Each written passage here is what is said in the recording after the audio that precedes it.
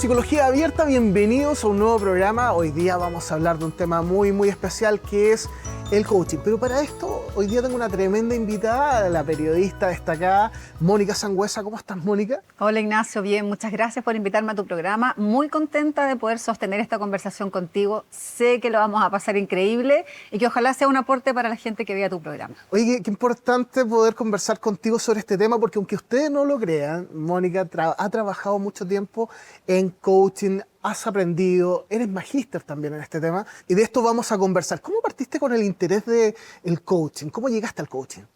A ver, el coaching llega a mi vida de una forma un poquito disfrazada. Yo cuando trabajaba como periodista en televisión, paralelamente siempre hacía media training. Me llamaban de distintas empresas, agencias, para que yo pudiera entrenar a los voceros para que pudieran enfrentar al público o enfrentar a los medios de comunicación. Siempre era con una petición puntual. Me decían, hazlos sufrir, entrevístalos, apriétalos, porque van a tener que enfrentar a los medios y la verdad es que necesitamos que aprendan a poder interactuar con periodistas que sean de ese tipo de periodistas, que sean, que duros, los aprieten, que claro, fueran al hueso. Y a mí siempre había algo que no me resonaba, porque yo nunca fui una periodista que pensara que poniendo a un vocero o a un entrevistado como en un pelotón de fusilamiento iba a funcionar mejor. Pero bueno, era el requerimiento de los clientes y yo hacía mi trabajo y bueno, era hacer como mi rol de periodista en las empresas. Y así, y quedaban todos súper contentos y gracias Mónica, te vamos a volver a llamar y así durante muchos años trabajé en esto. Hasta que en un momento me pasó que creo que hice un insight, tuve una toma de conciencia de decir, chuta, ¿la gente aprende de esto? ¿O está cumpliendo porque la empresa se lo pide o porque va a haber un requerimiento de un medio de comunicación y va a tener que sortear la entrevista? ¿Qué quiero yo entregarle a la gente de mi trabajo? ¿Quiero entregarle eso o quiero poder aportar a que ellos encuentren cuál es su mejor comunicación? Y tú sabes que las preguntas son muy poderosas, ¿no? Le cambian la vida a una persona. En ese momento cambió la forma de mirar ese rol que yo tenía. Y comencé a buscar alternativas que me permitieran poder ayudar a la gente realmente a encontrar esa comunicación. Porque si somos sinceros, no hay nadie que nazca con un gen de la comunicación. Nacemos todos iguales. Esto que te dicen, no, es que tú naciste para hablar en público, que tú no, tú naciste como buen vocero, eso no es cierto. La gente que es buen vocero o la gente que es buen comunicador es porque se ha entrenado más, pero se ha entrenado de forma adecuada.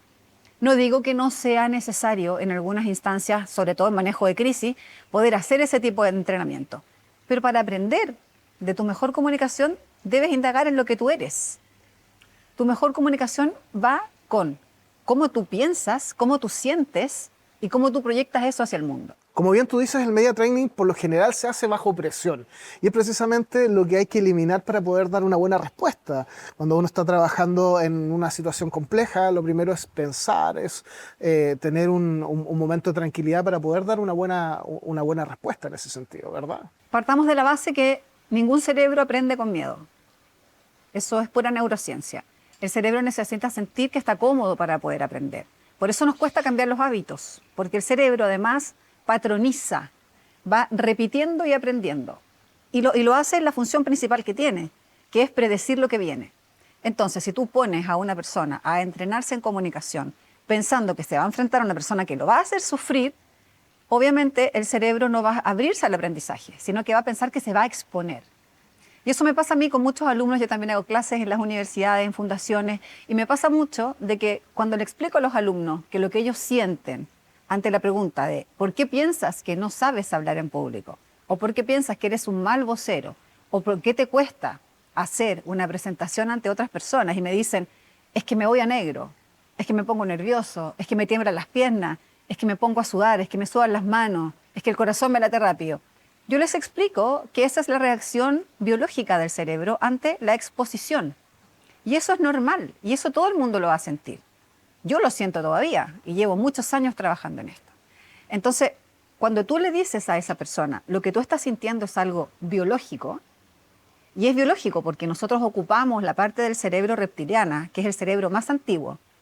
Hoy nuestro cerebro no sabe reconocer si lo que tenemos al frente es un público, es un comité, es tu jefe o es el león que te viene persiguiendo como en los tiempos antiguos. No sabe distinguir eso porque ocupamos esta parte reptiliana de nuestro cerebro. Entonces, cuando yo le explico a una persona lo que tú sientes es lo que todos sentimos, obviamente que el nivel de adrenalina baja.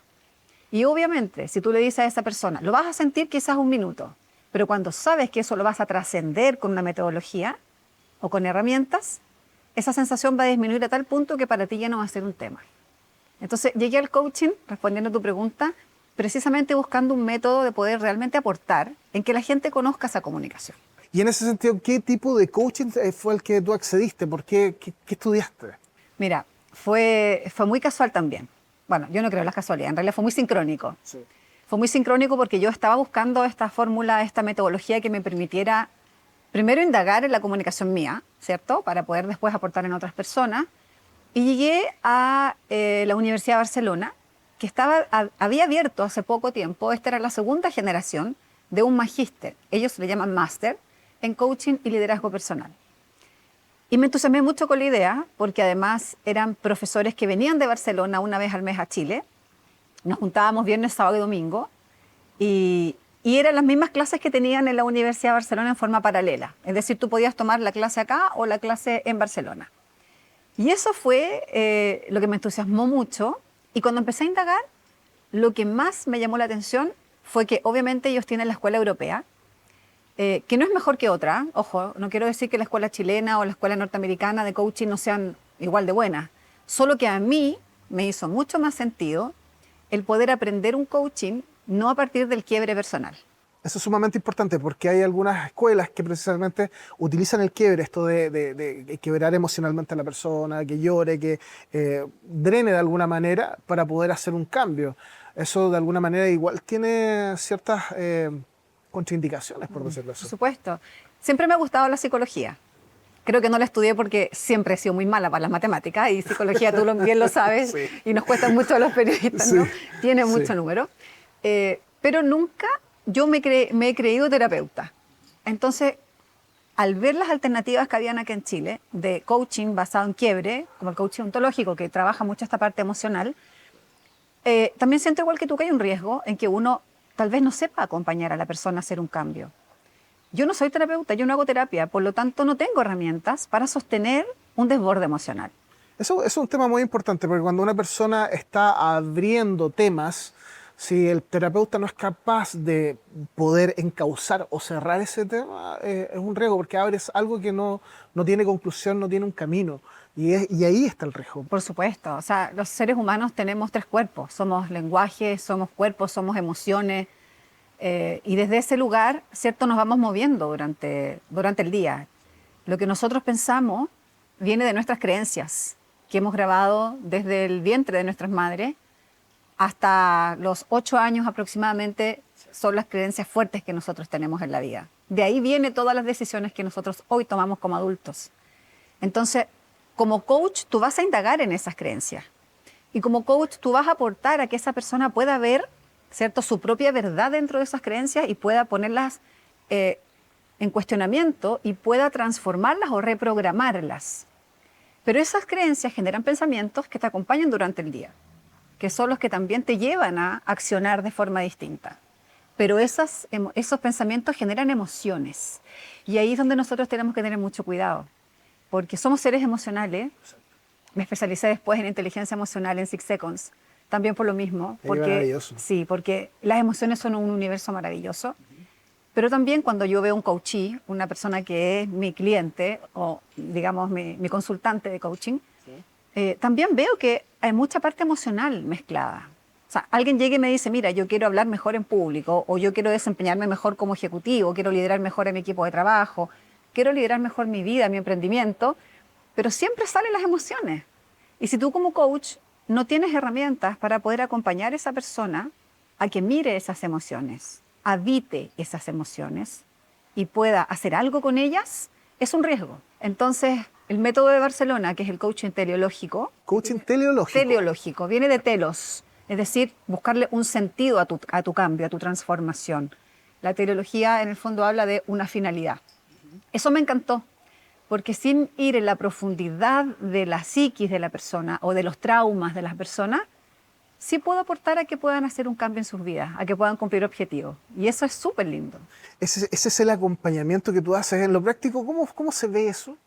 Bueno, en lo práctico, tú partes con una sesión 0, que en el fondo es conversar con la persona, preguntarle qué es lo que espera, cuáles son sus expectativas, qué es lo que conoce del coaching. Y eso también es importante decirlo, porque muchas personas llegan pensando que tú eres psicólogo, o que eres psiquiatra, o otras llegan con la duda, y esto es como chamánico, me van a pasar unas ramas con hierba, o me van a llevar a un lugar donde se quemen hojas. O sea, la gente llega con mucha curiosidad. Sí. Y es bonito aclarar que el coaching es una metodología que a ti te ayuda a transformarte, a encontrar tu potencial, a hacer con lo mejor que tú tienes los cambios que tú necesitas o requieres hacer en tu vida. Entonces, cuando le explico a la gente que tampoco soy el coach deportivo, porque también la palabra coaching viene adaptado del deporte. En Estados Unidos, digamos, en Inglaterra y en Estados Unidos nació la palabra coaching como el entrenador deportivo. Entonces eso también genera confusión en las personas, porque muchas veces piensan que yo voy a ser como el que va a estar ahí con los plumeros dando ánimo y dando consejos, porque un entrenador te da consejos. Sí, claro. Bueno, hay que decirle a la gente que un buen coach jamás te va a dar un consejo. ¿Y el acompañamiento en ese sentido cómo se hace? El acompañamiento se hace a través de metodología. Preguntas. La conversa, así se llama la metodología del coaching teleológico, a través de la conversa teleológica, que tiene distintas fases. Tú vas indagando en la persona y vas pasando por distintas etapas de lo que ella requiere. ¿Cuál es la situación actual? ¿Qué es lo que has hecho hasta ahora? ¿Cuáles son las alternativas que tienes? ¿Cuáles son los objetivos que te quieres plantear? ¿Cuáles son los planes de acciones que podemos generar a partir de eso? Son distintas fases. Y cuando tú logras indagar en una sesión en todas esas fases, tú vas logrando ir pudiendo medir esos cambios. ¿De alguna manera el periodismo te sirvió también como para trabajar en este tipo de acompañamiento, en este tipo con este tipo de herramientas? Yo creo que el periodismo, lo que me sirvió primero es la curiosidad. Tú sabes que los periodistas todos somos muy curiosos. Entonces me llevó a indagar mucho acerca de lo que era el coaching y estudiarlo mucho antes de decidir dónde yo pudiera profesionalizarme en él. Pero también fue un arma de doble filo. Me costó muchísimo cuando empecé a entrenarme como coach cambiar las preguntas. Porque la pregunta del periodista siempre está condicionada. Tú tienes una intención comunicativa. Cuando tú tienes a un entrevistado al frente, tú estás pensando en lo que quieres obtener de esa conversación. Bueno, el coaching es todo lo contrario. Para comunicarla, por lo demás, o sea, para poder el procesarla y comunicarla. rol del periodista es Exacto. sacar esa información y construir una noticia. Exacto. En el caso del coach es totalmente contrario. O sea, lo que yo tengo que hacer con esa persona es que ella tome conciencia, que ella se dé cuenta cuáles son los temas que traemos a la conversación. Yo no puedo condicionar una sesión de coaching. No sería ético que yo lo estuviera induciendo a que él encontrara una verdad que es la mía. Entonces me costó, y creo que de todo mi grupo curso, fue la que más le costó el tema de las preguntas poderosas de coaching, porque son preguntas totalmente inocentes, blancas, distintas, con otra profundidad.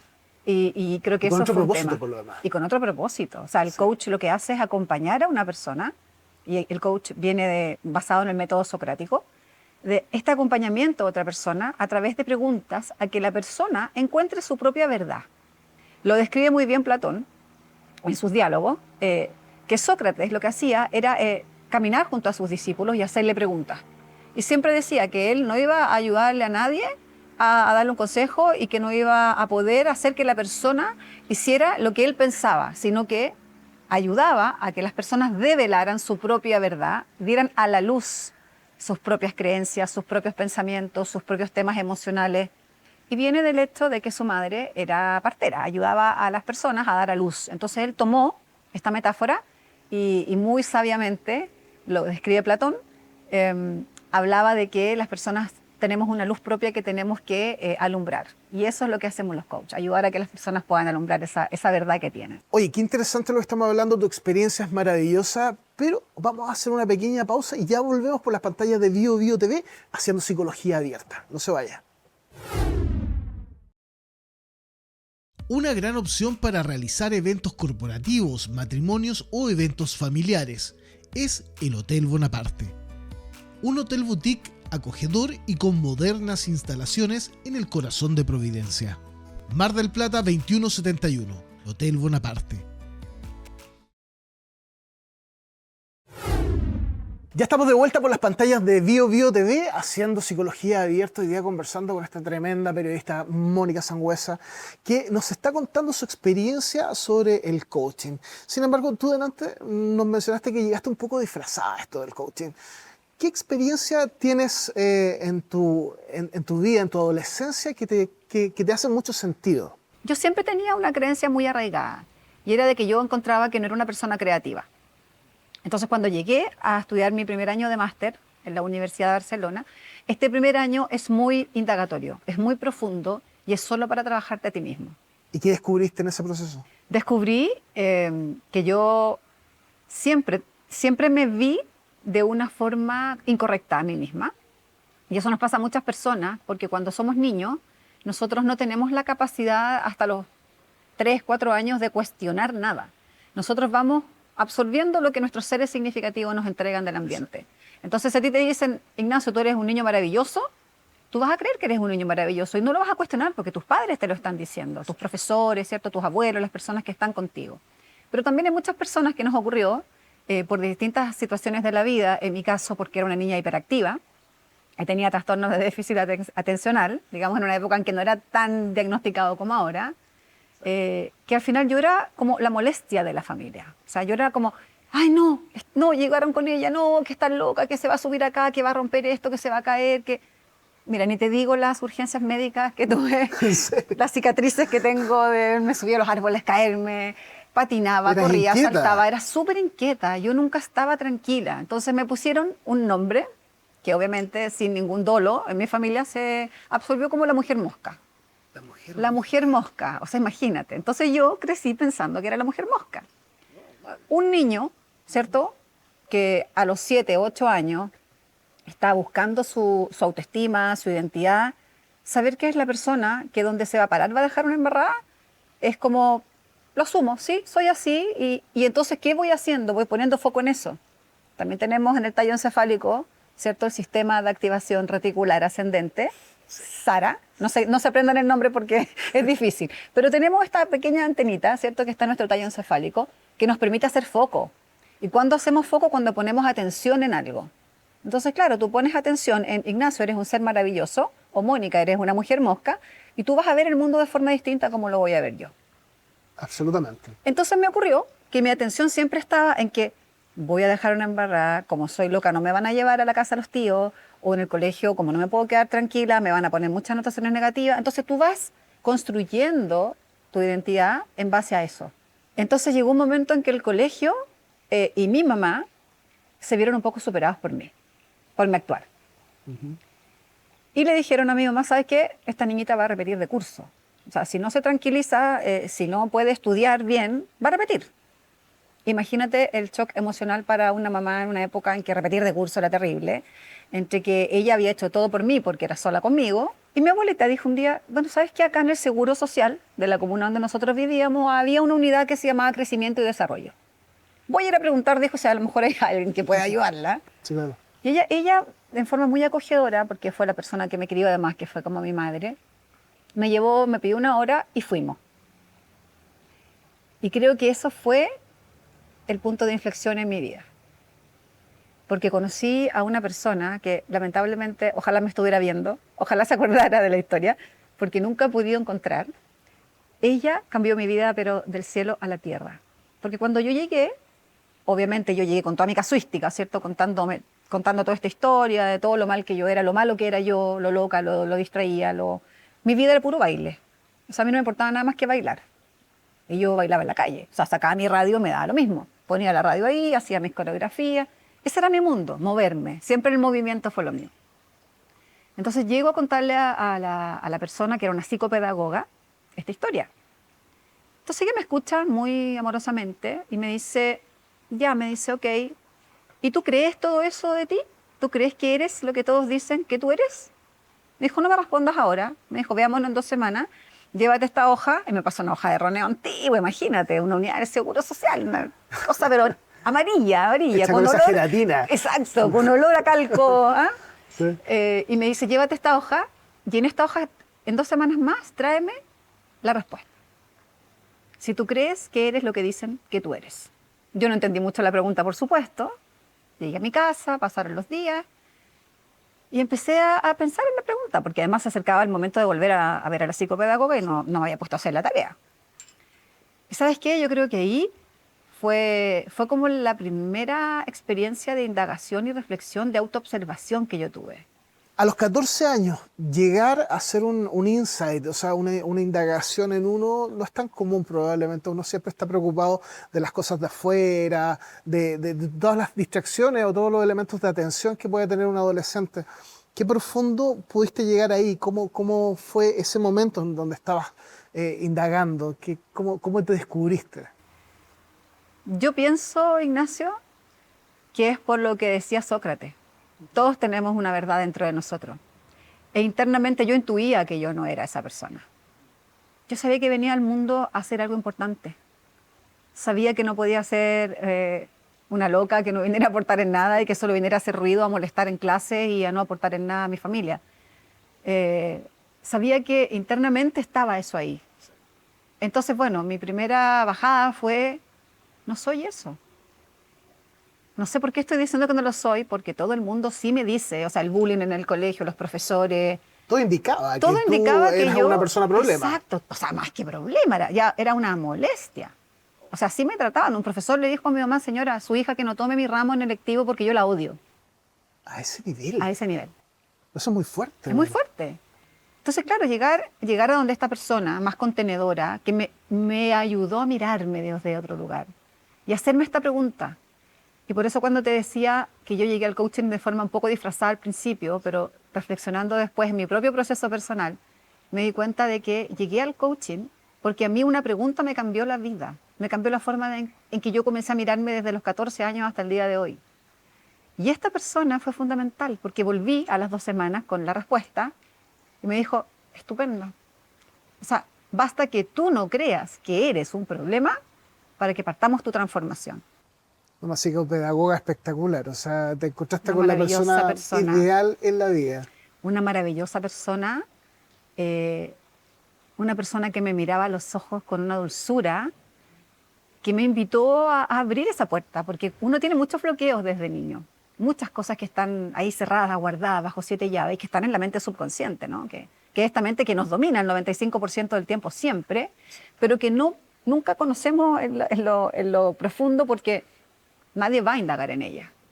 Entonces, cuando tú haces un proceso de coaching, cuando tú haces tus propias indagaciones, reflexiones, tus propias terapias, tus propios procesos, te das cuenta que hay muchas cosas en esa mente que estaban guardadas y que no te permitían avanzar. Los bloqueos, ¿no? Yo estaba muy bloqueada con lo que decían de mí, pero nunca me había preguntado si yo creía eso de mí. ¿Qué sucede después de que haces ese proceso de autorreflexión, de mirarte, de conocerte, de confirmarte de alguna manera? ¿Qué sucede? Mira, en la práctica sucedieron cosas bien entretenidas. Por ejemplo, lo primero que ella me dijo, mira, ok, tú ya sabes que no eres ni tonta, ni loca, ni molestosa, tú eres una gran persona que tiene mucho que entregar al mundo. Lo que falta primero aquí es que vamos a hacer hábitos, porque tú no tienes hábitos. Tus hábitos son bailar todo el día, cantar todo el día. Si tú hubieras visto mis anotaciones negativas en el colegio eran, enseña a las compañeras a bailar rap en clases. Quiere que las monjitas bailen con ella. O sea, siempre eran vinculados al movimiento y al desorden. En el colegio de monjas. Sí, más encima de señoritas, de monjas. Mi mamá ahí luchó toda la vida porque yo estuviera en un colegio a ver si ahí me podía arreglar. Sí. Llego, ¿cierto? Y el primer paso, el primer plan de acción, por eso digo que ahí está muy vinculado con el coaching. Sí. El primer plan de acción fue buscar un lugar tranquilo en mi casa donde yo pudiera sentarme todos los días a revisar mis cuadernos, a leer mis libros, ¿cierto? Después del colegio, pero tenía que buscar, ella me dijo, busca una fotografía que a ti te motive, un paisaje, una playa, y ponlo sobre este lugar, cosa que cada día que llegue el momento de sentarte, tú primero mires esa foto, te internes en el paisaje, y eso te ayuda a conectar contigo y tus ganas de bajar un poco la ansiedad, te ¿cierto? El construyó movimiento. Una realidad amable. Exacto. Y adivina qué hice yo. ¿Qué hiciste? Encontré la foto. ¿Qué foto pusiste? De Cristian de la Fuente.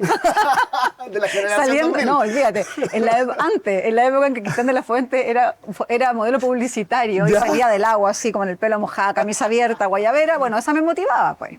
Me dijo, pon una foto que te motive, y yo puse la foto que me motivaba. Cristian de la Fuente, tú ¿La no playa? sabes lo que me ayudaste. Bueno, entonces puse la foto de él y ahí me empecé a sentar todos los días. Volvía al colegio, almorzaba, me cambiaba, me sentaba y lo miraba. Y miraba los ojos que me encantaban. Siempre me han gustado los ojos profundos de los hombres. Me gustaban mucho sus ojos, su sonrisa. Me encantaba su sonrisa. Entonces, claro, empezaba a bajar. O sea, el método fue muy efectivo. Comencé a bajar la ansiedad, las ganas de moverme, de hacer otras cosas. Y empecé de poquito, un día a la vez, como digo yo, un día a la vez. Un día me senté, revisé, no entendí nada. Al otro día lo mismo. Leía mis cuadernos, seguía sin entender. Al tercer día ya mis cuadernos estaban más ordenados. A las 2 semanas ya tenía forro el cuaderno y así de a poco. Hasta que fueron 3 sesiones con ella. Por eso te digo Solamente que una 3. persona, o sea, que te haga una pregunta poderosa de verdad puede cambiar la forma en que tú te miras para siempre. Por eso te digo, yo soy coach porque yo sí sé que hay preguntas que te pueden ayudar a mirarte en forma distinta y desde ahí tomar la decisión de vida que tú quieres tener. Esa es la vida y esa es tu vida. Gracias por compartirla con nosotros. Gracias por darnos este ejemplo de que sí se puede hacer un proceso de transformación a través del coach, a través de la observación, a través de alguien que te da una pequeña luz. Muchas gracias por estar con nosotros hoy día, Mónica. A ti, Ignacio, y me gustaría también poder dejar un mensaje, sobre todo a las personas que son padres o van a ser padres y que están empezando este proceso de crianza. Díganle a sus hijos de verdad lo que son capaces de ser. Muchas veces caemos, ¿cierto?, por la rutina, porque estamos estresados. De repente decimos, ay, pero que eres inútil, ay, pero nunca te resulta nada. O, oye, pero pucha, tratemos de siempre pensar y filtrar lo que decimos, porque de verdad los niños entre los 0 y los 8 años graban como mandatos cada una de esas afirmaciones. Las validan, no las cuestionan y con eso comienzan a generar su primera identidad. Entonces, tenemos una misión súper grande con la primera infancia. Yo pertenezco a la Fundación Liderazgo Chile, que es la fundación que lidera el proyecto de educación emocional, y también un llamado público a que la gente conozca más a la fundación, indague más en la importancia de tener regulación emocional en los colegios, porque ahí parte en la casa, pero nuestros hijos pasan la mayor parte del día en los jardines, en los colegios, donde sí tenemos que darles herramientas a ellos para el mundo que viene. Estamos en un mundo complejo. Ayudemos a los que están comenzando a que puedan comenzarla con mejores herramientas. Así que gracias a ti por el espacio, Nacho. Me encanta conversar contigo siempre. Gracias, Mónica. Nosotros nos vemos en un próximo capítulo de Psicología Abierta por acá por las pantallas de Bio Bio TV. Chao.